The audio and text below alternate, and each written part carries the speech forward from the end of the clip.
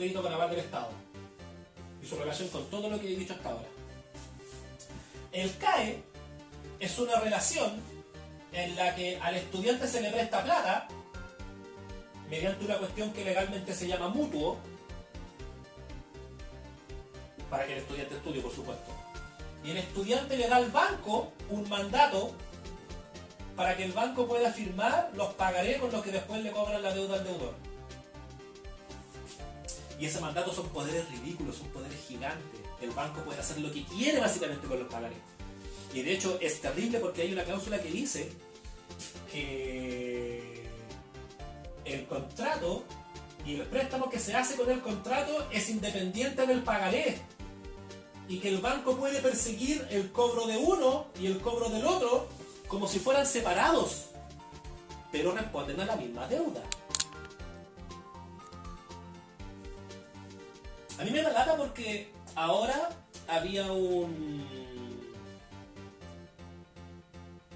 abogado, que no soy yo, que demandó a los bancos, a todos los bancos del CAE, para tratar de obtener que se declare que los mandatos son abusivos. Resulta que el Banco Itaú, que es uno de los tres que tiene más CAE a su haber, ya ganó. Y ganó porque la Corte Suprema dijo, la Corte Suprema, el cuarto poder, no, el tercer poder dijimos. La Corte Suprema dijo que el mandato no es abusivo porque está bien configurado. Y ahora está por ganar el Banco del Estado de Chile, con el mismo argumento.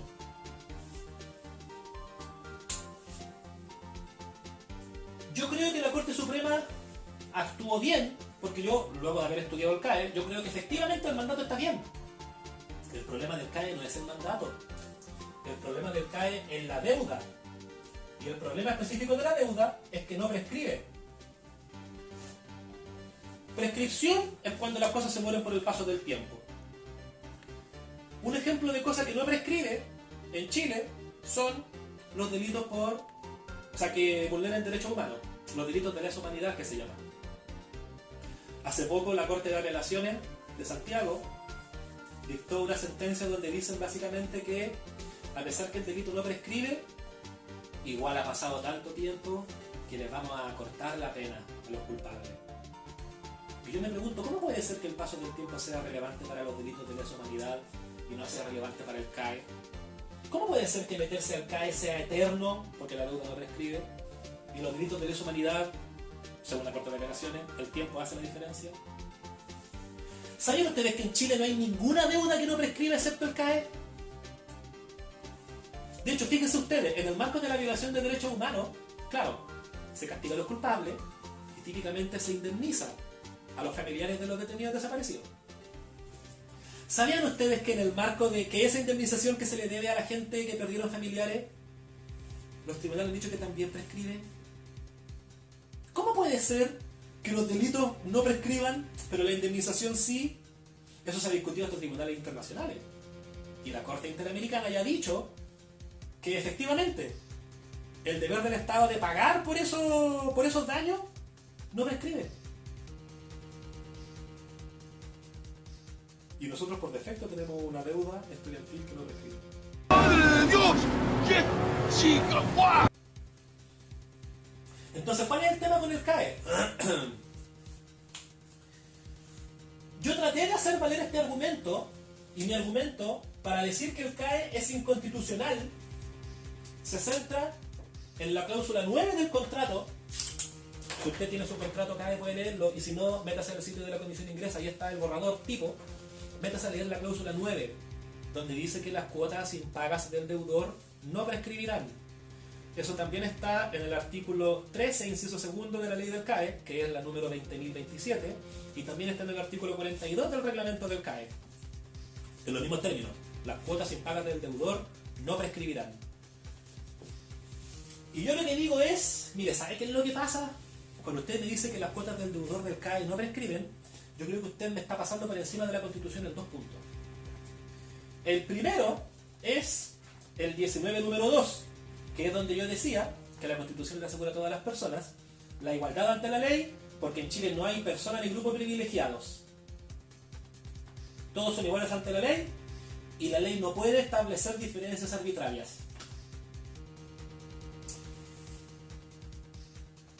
El CAE no prescribe. Ya. El CAE es la única deuda en Chile que no prescribe, lo que significa que los deudores CAE tienen una posición desigual respecto de todos los demás deudores que sí pueden prescribir sus deudas. Los bancos son un acreedor privilegiado, porque los bancos son el único acreedor que tiene una deuda que no prescribe a su favor. Ningún otro acreedor tiene eso. Ninguno. Así que en el fondo hay una doble discriminación. A los deudores estudiantiles CAE, que no tienen prescripción, se les discrimina hacia abajo. Y a los bancos, que están protegidos de que la deuda prescriba, se les protege hacia arriba. Doble discriminación. 19 número 2 de la Constitución. El CAE no prescribe. ¿Qué es lo que dicen los tribunales? Porque no es primera vez que se discute esto. ¿Qué es lo que han dicho los tribunales hasta el momento de que el CAE no prescribe? Los tribunales lo que dicen es que mire, ¿sabe qué? El CAE es un producto único y especial porque se le da a personas especiales que tienen circunstancias especiales y además que tienen formas de pago especiales. Y por esas razones, el CAE es tan especial que no se le aplica la ley del consumidor. Eso lo dijo el CERNAC también. Bien ahí CERNAC. Y tampoco se le aplica la ley de quiebra, bueno, insolvencia ahora. ¿Sabía usted que si usted cae a quiebra, si usted no le puede pagar a sus acreedores, usted puede sacarse todas las deudas excepto el CAE? ¿Y qué dijeron los tribunales para dejar fuera de la insolvencia al CAE? Lo mismo que con la ley del consumidor. El CAE es una ley tan especial porque se le da a gente especial que tiene circunstancias especiales y que tiene formas de pago especiales. Entonces yo me pregunto ya, mire, piénsenlo un poco. ¿Por qué las personas del CAE son especiales? Porque son pobres. ¿Cuáles son las circunstancias especiales que hacen especiales a las personas del CAE? Que son pobres. ¿Cuáles son los mecanismos de pago especiales que establece el CAE? Y que hace que sea una ley tan especial. La retención de devolución de impuestos. En el fondo, cuando el banco le presta plata al estudiante para estudiar y el estudiante no paga, que es el principal problema, porque en realidad si la gente pudiera pagar esto, o sea, si no tuviéramos tanta desigualdad económica, nada de esto sería tema. El tema es que la plata no corre. Cuando el estudiante no paga, el Estado tiene que pagarle al banco, el mutuo. El Estado le devuelve al banco. Entonces, en ese momento aparecen dos personas.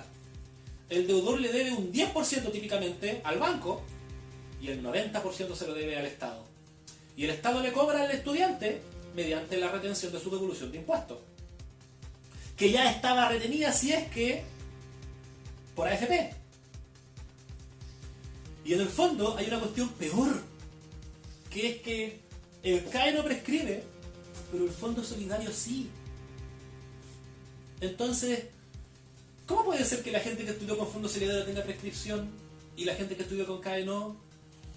¿Y por qué a la gente que estudió con Fondo Solidario o que estudió con CAE a ninguna de las dos se les permite salir de la deuda mediante la insolvencia? Yo creo que los argumentos que los tribunales han dado son basura. Gente especial, circunstancias especiales, medios de pago especiales. Los tres en resumen es decir que los estudiantes no pueden prescribir ni pueden salir de la deuda por insolvencia porque son pobres. Otra vez, la máquina funciona y funciona bien, lo que pasa es que no funciona para usted. Eso es con el derecho constitucional a la igualdad.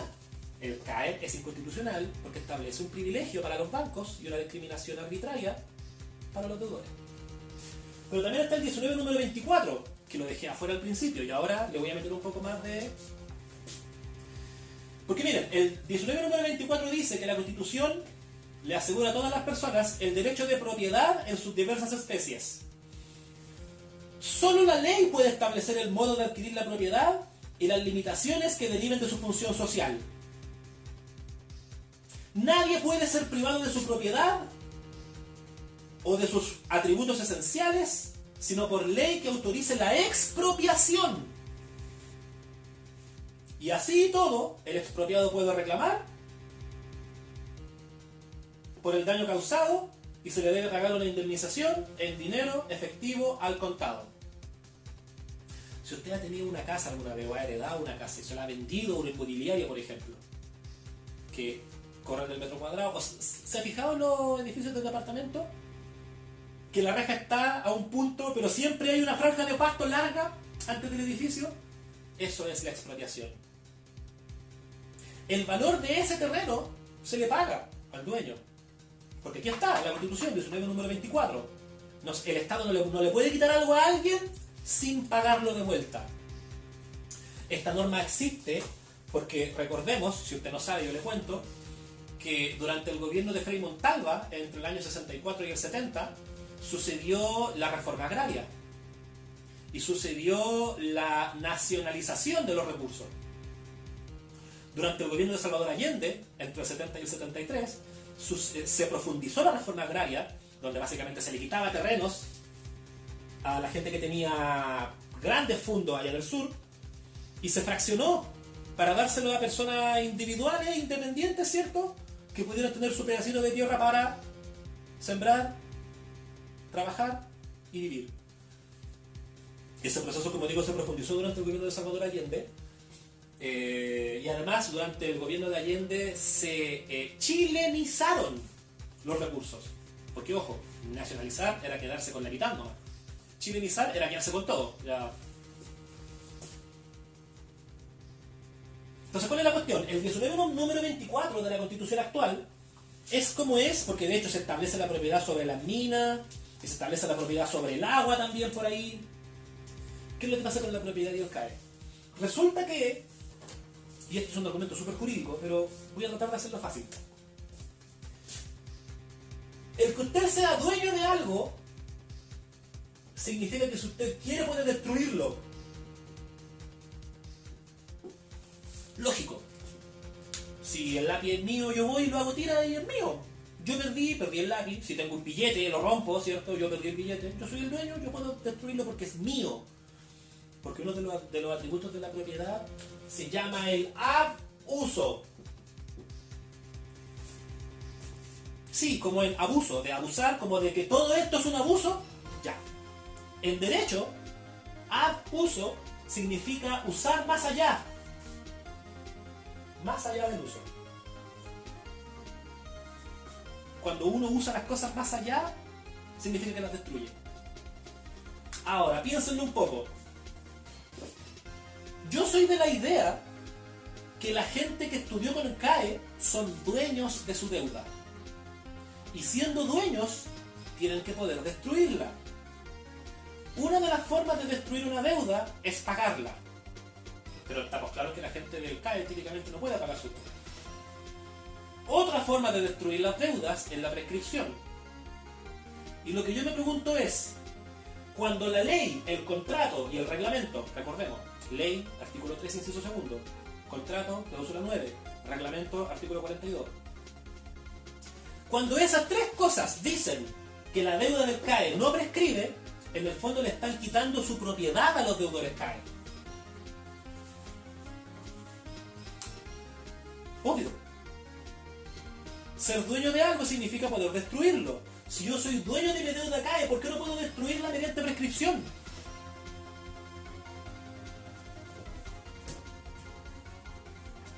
Resulta que este argumento, así planteado, yo se lo presenté al Tribunal Constitucional 2 veces ya. La primera, que fue durante diciembre del año pasado, me lo declararon inadmisible luego de alrededor de 40 días de tramitación. El banco Scotiabank, que es el tercero junto con el Itaú y con el Chile, que tienen más deuda CAE a su haber y a quienes más se le ha pagado el Estado por motivo del CAE, el banco Scotiabank dijo que yo básicamente estaba haciendo un análisis improcedente, que estaba uniendo cosas que no tenían cómo unirse, así como básicamente pera y manzana, que yo lo único que estaba tratando de hacer es ganar visibilidad mediática, mediante un golpe mediático, así como un golpe noticioso. La primera vez me lo declararon inadmisible. La segunda vez, que fue hace alrededor de un mes, mejoré el documento. El documento, el primero que le presenté al TC tenía 75 páginas. El segundo tenía 130, casi el doble. Y además le metí 600 páginas de documentos adicionales, tratando de fundamentar en el fondo las afirmaciones que yo hago en el documento, para tratar de explicar que el CAE es inconstitucional. Lo ingresé el 28 de marzo. 3 días después, el 1 de abril, el TC lo declaró inadmisible. 3 días. Usaron el mismo argumento que antes. Y su argumento es básicamente decir que lo que yo estoy planteando con esto, decir que el CAE es inconstitucional porque establece un privilegio y porque vulnera la propiedad de los deudores CAE, que eso, el TC me dijo que era una teoría legal y que yo tenía que hacerla valer en los tribunales de justicia. Ahora estoy en proceso de hacer eso. Es un trabajo bastante más largo de lo que me gustaría reconocer y pensar y aceptar. Pero el punto es, el TC se demoró 3 días en declarar mi escrito inadmisible. Al cuarto día, con el ya declarado inadmisible, al cuarto día, el banco Scotiabank presentó otro escrito. Si ustedes fueran abogados, les explicaría lo basura de ese documento. Yo no puedo creer que a alguien le paguen plata por escribir eso que los abogados del banco escribieron en ese escrito. Dense cuenta, en ese escrito por supuesto el banco pide que se declare inadmisible mi escrito, pero dense cuenta, el TC se demoró 3 días, el banco 4. El TC fue más rápido que el banco en reaccionar a mi escrito. Y al banco que ni siquiera lo habían notificado. 4 días les tomó. Entonces claro, yo me pongo a pensar y digo, pucha, yo fui a golpear la puerta del sexto poder, que era el que quedaba, inadmisible, 2 veces. Casi 800 páginas de escrito, ahí tengo la copia del expediente. Y de hecho es gracioso porque se demoraron 4 días en declarar inadmisible, 3 días, perdón. Y yo al cuarto día, junto con el banco presentando ese escrito basura que mencioné, yo ese mismo día pido copia, timbrada por el TC del expediente, cosa de yo tener mi documento oficial. Ha pasado un mes, todavía no me las concedo. Entonces no, yo creo que reformar no va a ser el camino. Yo ya probé esa vía en carne propia, independiente de lo que pasó con el lucro de la educación, el CERNAC, el aborto, sindical, qué sé yo. No, yo experimenté, yo con la mía fue experimentar. Entonces no, yo creo que la reforma no es el camino.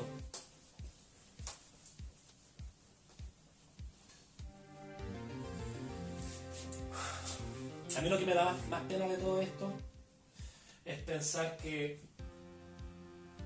pucha, no sé, se ven encuestas que dicen que el apruebo y el rechazo tienen un montón de cosas, han pasado, que Lavín tiene 20% de apoyo, que el rechazo va a ganar, qué sé yo, no sé. A mí lo que me da pena es pensar que la UDI, que es el partido político que más respalda el rechazo, en el fondo están defendiendo la Constitución.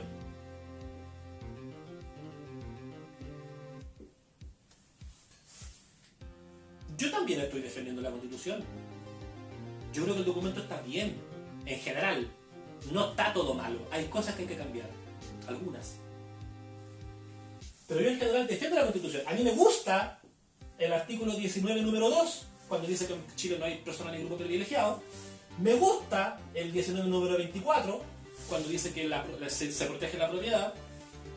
Y a mí me gusta el número 26, cuando dice que el núcleo esencial de los derechos, el corazón de los derechos, no puede ser perturbado.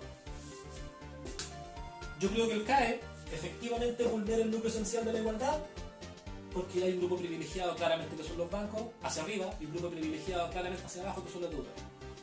Y yo creo que también el CAE vulnera el núcleo esencial del número 24, porque se le quita a los deudores de la posibilidad de abusar, de destruir su deuda CAE mediante la prescripción, sin ninguna justificación más que decir que son pobres. Estos de los 3 argumentos de grupo especial, característica especial y medio de pago especial. Ahora, ¿por qué el sistema reacciona mal contra lo que yo hago? Y ahí es donde entra el comentario que yo le quería hacer al 19, número 10 y 11. Porque mire, fíjense, el 19, número 10 de la Constitución dice que las personas se les dan derecho a la educación. Y fíjense, El Estado promoverá la educación parvularia. Típicamente gratis la educación parvularia porque el Estado tiene que promoverla. Luego, la educación básica y media son obligatorias, debiendo el Estado financiar un sistema gratuito. Obvio que son gratis, porque la Constitución dice que tiene que ser gratis. Pero luego, sobre la educación superior. Corresponderá al Estado fomentar el desarrollo de la educación en todos sus niveles. En todos sus niveles. ¿Se fijaron que antes dijo que tenía que ser gratis? Parvularia, básica y media. No se refiere a la superior. Pero ahora dice que es deber del Estado fomentarla en todos los niveles. ¿Cómo se manifiesta el deber de fomentar la educación por parte del Estado superior? Mediante el CAE. Si no puede ser gratis, tiene que ser pagada. Obvio. ¿Y cómo se relaciona esto con el número 11? Porque el número 11 es el que dice que la Constitución le permite a las personas, o sea, le asegura a las personas, la libertad de enseñanza que incluye el derecho de abrir, organizar y mantener establecimientos educacionales. Entonces, claro, quien sea que escribió la Constitución sabía lo que iba a pasar. El Estado tiene que dar educación superior, no gratis. Se establece el derecho de abrir establecimientos, que son las universidades, obviamente, universidades, centros de formación técnica e institutos profesionales, y mediante la deuda que no prescribe, el Estado le pasa plata a los bancos, y luego la gente, mientras está trabajando, los trabajadores, una vez que se salieron de la universidad, le pagan al Estado, sea voluntariamente, pagando las cuotas del CAE mensuales, o sea, involuntariamente, cuando lo retiene su devolución de impuestos. Yo aquí, como digo, estoy defendiendo la Constitución, pero el TC me dice inadmisible. Si yo le planteé este argumento a la UDI para decir por qué el CAE es inconstitucional, yo estoy seguro que van a decir que no, que estoy equivocado, que mi argumento que yo soy mal abogado, que a mí me regalaron el título, que soy estúpido, porque ¿cómo se me ocurre que el Estado se va a equivocar en una cuestión como el CAE? No, yo creo que reformar no es la respuesta. Por todas estas razones, reformar no es la respuesta. Pero ya dijimos, el terror no va a pasar, la revolución no va a pasar, golpe de Estado es lo que viene.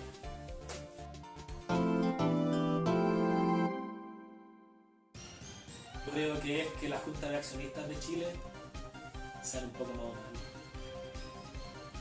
Porque ya tienen suficiente plata. ¿Para qué más? ¿Para qué más? Y sí, yo sé que es como, ay, por favor, un abogado diciendo que la gente tiene que ser más humana. Igual eso es apostar. Por supuesto, por supuesto. Es que esa es la cuestión. Si fueran más humanos, reformar sería la respuesta. Por supuesto. Tendríamos un sistema financiero que proteja a la gente, tendríamos un CAE que prescribe y tendríamos un sistema educacional que realmente vaya acorde a la realidad chilena, no un sistema de financiamiento que te da todo mediante el consumo y mediante la deuda y te deja a un promedio de ¿qué? El 3 o el 30 o 40% de los estudiantes CAE que en este momento no pagan sus cuotas. El estudio de la Fundación Sol es lapidario, pero si lo destruye. Mira, si es una cuestión, la Fundación Sol dice que el CAE es expropiación financiera. Ha durado harto más de lo que pensé que iba a durar. Espero que haya quedado claro. Traté de hacerlo lo más claro posible. Me llamo Carlos Montebruno. Esta era mi exposición tratando de explicar que la gente es el séptimo poder e independiente de todo lo que he dicho, sigo teniendo fe que si logra ordenarse, el séptimo poder puede hacer muchas cosas. Gracias.